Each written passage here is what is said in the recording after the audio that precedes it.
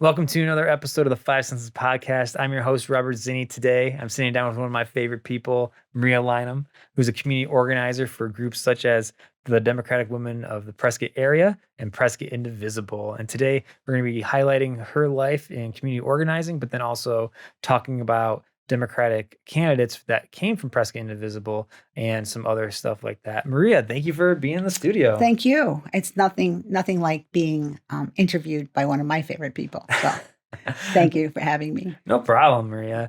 And the one thing that I feel is our connection is that we're both from the upstate New York and Western New York area. And when I found that out, I was like, all right, cool. I can dig Maria, like my people, right? But we are here to, help our community out in the Quad City area. So from my understanding, you do a lot of community organizing with these groups. And I just want to know, when was the first time that you felt motivated to go out and be a part of the community? Well, I've always been part of the community. And for years, I taught art classes. I made my own art. I was very involved with Prescott Center for the Arts.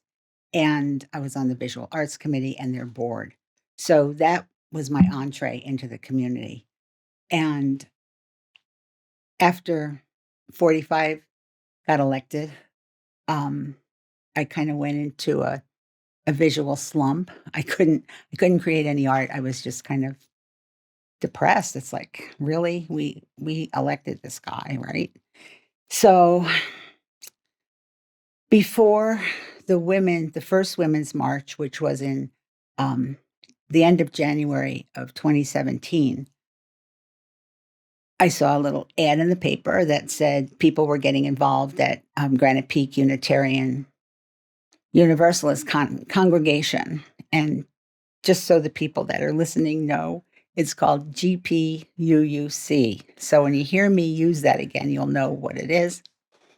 So I went to this poster making party, and I brought all my poster stuff. Well, by the time when I got there, it was so crowded that nobody could possibly make a poster, and 80% of the people I knew. So I thought, well, this is pretty cool, So it turned out to be a socially political event. And then the Women's March happened, and the first Women's March, we had 1,200 people. And that was like, oh my God, all these people feel the same way I do. So that kind of energized me, because I think we were all kind of feeling dispirited at that point. And then a few weeks later, saw another ad in the paper that what is now known as Prescott Individual, where they were having their first meeting at the library in the founder's room. And again, we had to turn people away. Over probably 150 people came, and the room took 60. So we had a waiting list. And again, it was like just encouragement. I never really thought of myself as being a community organizer or an activist until actually 2017. Really? And I was always involved in communities, in community organization, I guess, but more, it was always for the arts. When we lived back in New York, I started a program in the schools for the arts, bringing art in and art classes in to the classroom when we had budget cuts. And that's still going on today. It was a program that I set up, and it's still alive, which, considering it's up 40 years later, is quite amazing. That's awesome, yeah. And then I also founded our Friends of the Library in our town. And like this library, it was a community effort. So I've been involved in community efforts, but not in the political spectrum. More, for art education and education in general. Okay. So very, very interesting, Maria, that one person being elected could spark that fire inside of you to go protest and, try to change it. Well, when you figure in the first year of the current administration. There were over 125 protests nationally. Not that Prescott Indivisible did that, but the people in the U.S. are really concerned about what's happening.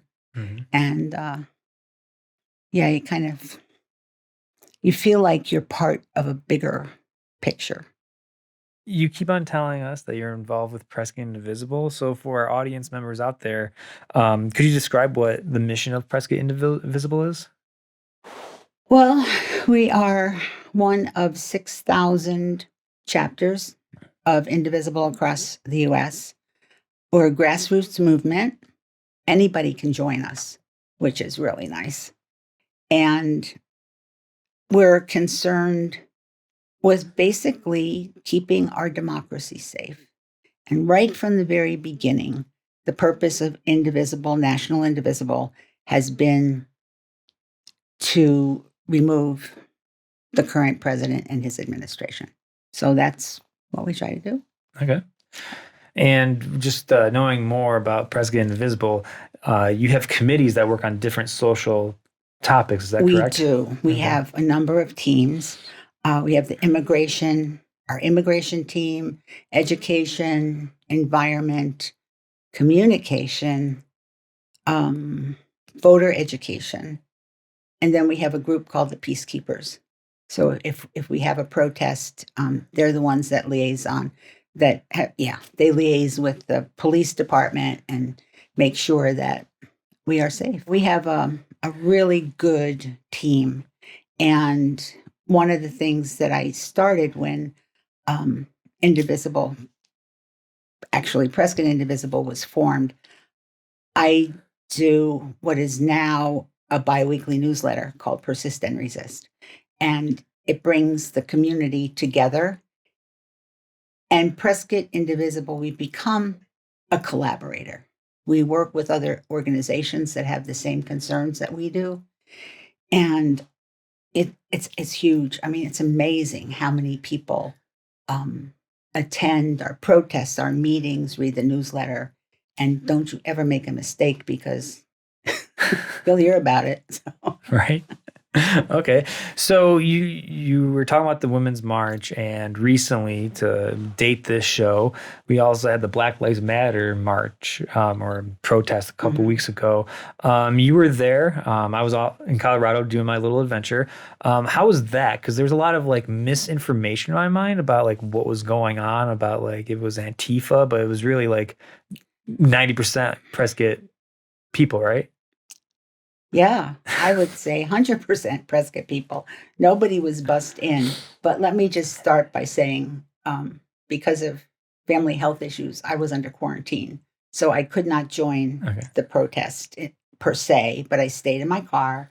I had my little black banner and my sign. And it was peaceful. It was organized by students.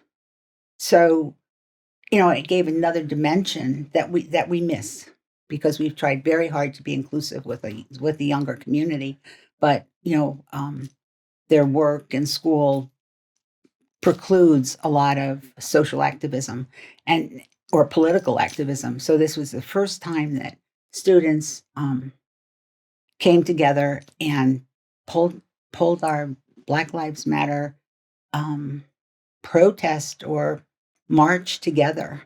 And they got again, it was the first time most of them had been involved in any kind of protest action. So they were advised by Ren Manning, who is, I can't remember exactly her title, but she teaches she's an adjunct at Prescott College, and she also is the head of the social justice program with GPUUC. And she advised them how, what do you have to do? You have to tell the police, you have to, get the word out via Facebook or whatever, and make sure that people know this is a peaceful march and, what the purpose is. And they just did a phenomenal job. I've got to hand it to them. Nice. So it was at least 800 people. Mm-hmm. And there were a few demonstrators from the other persuasion. who I'm not exactly sure why anybody would ever say Black lives don't matter or they're not. Yeah, I know. But we had one guy walking around with his gun, but it was in a holster. And then there were a number of people with their weapons outside of the palace. And they said that they were there to protect the businesses of Prescott. But what can I say? It was a good march. And I just want to say one more thing. When you mentioned Antifa, what that means is that you're anti-fascism. Okay. And they have taken that word and skewed it and made it seem like another supremacist organization. And you think what it means, and I'm not too sure, how that got so twisted. Mm-hmm. But anyone who is anti-fascist is, in essence, an Antifa. So okay, right. And fascism is the direct opposite of what a democracy should look like. Is that that's correct? All right. So it seems like you're very active in the community, and that even with misinformation or even like with the people protecting the palace, you were just there exercising your First Amendment right. That's right. So let's change the subject of protesting because, we are living in 2020 right now, the year of really, I don't even know what's going to happen in July or in August or whatever. But it's also an election year. It is. Right. And it's a very important election year, not only for the United States, but in the state of Arizona. Mm-hmm. Right. And so through Prescott Individual, I understand that you have a few people who are going to be running for office. And I was wondering, who are the candidates from Prescott Individual, and what do they stand for, and what's their campaign going towards? Currently, there's two members that are running for office. Judy Stahl is running for LD1, Arizona State House. And she is the only Democrat on the ticket. She will not be in she will not be in a primary in August. So her part of her platform, she's very environmentally conscious. She's promoting solar to be used throughout the state. And she is also concerned with, I don't really want to call it tax reform, but it is. Right now, the state of Arizona offers tax incentives to large corporations.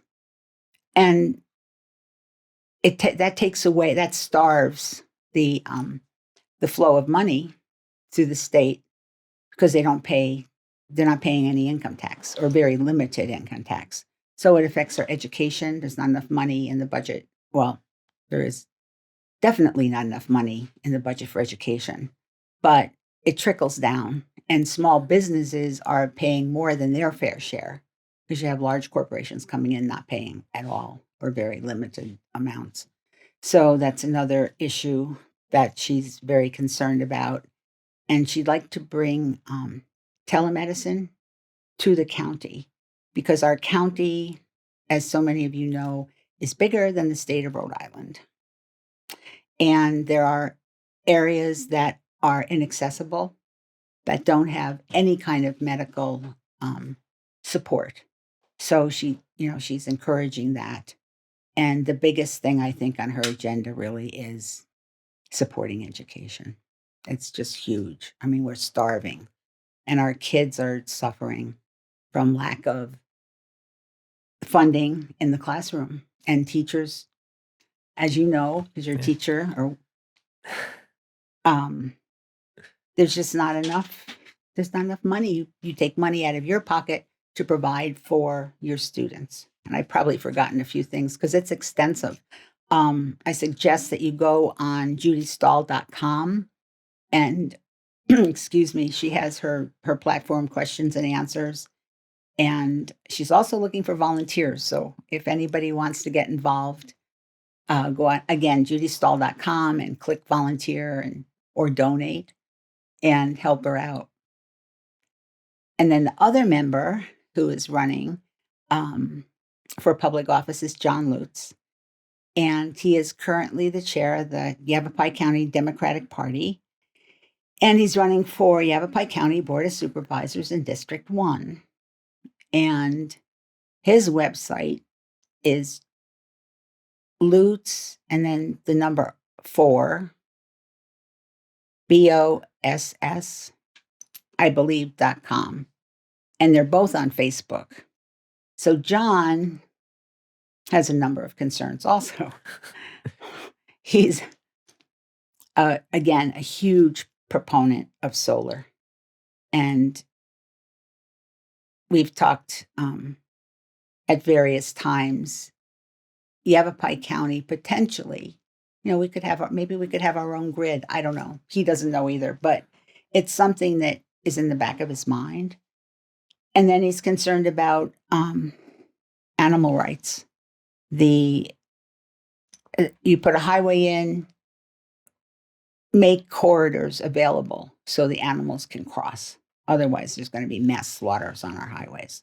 It's a big problem.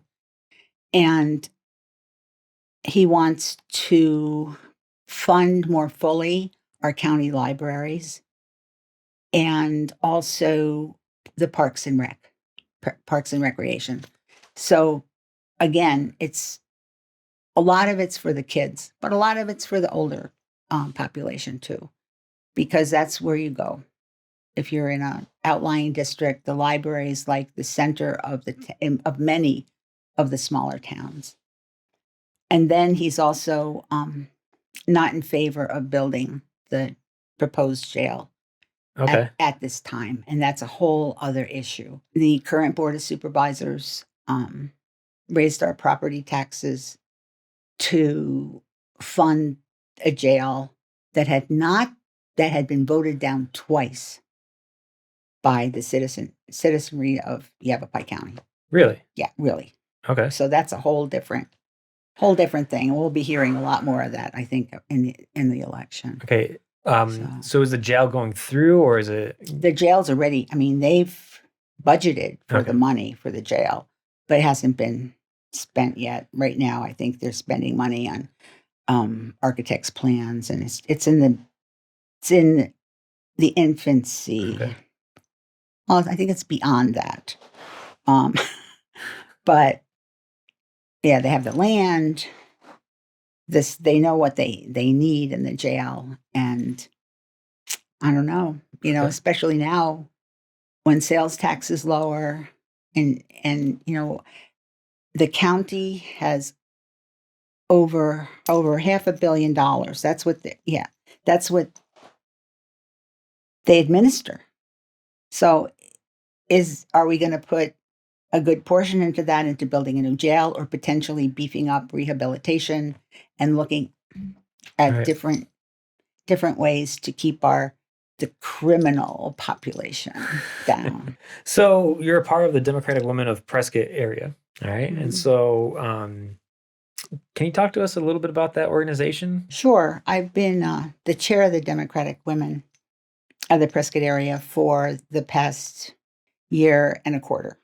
And what we do is basically we support women that want to run for office, and we support education mainly. And we have a number of scholarships once a year. Well, this year we gave 3 scholarships to high school students, and then 1 to a high school student who was a DACA student. And it's to further their education and, as they go on to college. And we also support Emerge Arizona, which is an organization that prepares women for public office. So we usually give at least one of those scholarships every year. So just to fund those 4 scholarships, or those 5 scholarships, we have to raise almost $6,000 every year.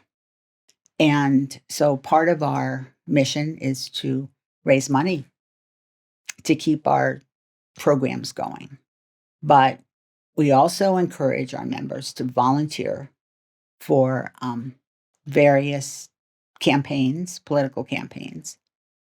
And then this year, we're working in conjunction with Prescott Individual on a project. It's called the Voter Values Project. And the purpose is to to contact independents who are almost, I'm trying to think of the statistics. I think there's almost as many independents as there are Republicans. So there are fewer Democrats, and then there are the biggest block are the independents, and then there are the Republicans. So we will never make headway until we reach the independents. So the Voter Values Project is specifically to reach independents, first of all, to remind them to sign up for the permanent early voting list. And then secondly, to ask them what their concerns are. Because it's only by finding out what the problems they see facing us that our candidates can address them. Are they valid? What are they? We just don't know. So we're working together on that project. And right now, Prescott Indivisible, we're kind of using this logo that's stronger together because that's what we are. The progressive organizations, if we work together, we are definitely stronger. And I'm a big believer in collaboration. If you can pull somebody else in that supports your values and that will work with you, that is the best of all worlds. So we're just about out of time, Maria, and I was wondering if you could tell our audience where they can find more information about the two organizations that you've mentioned. Okay.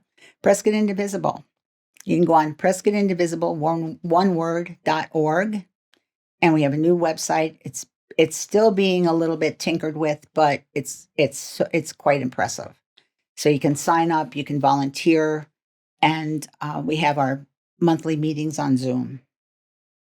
Democratic Women of the Prescott Area is dwpaaz.org.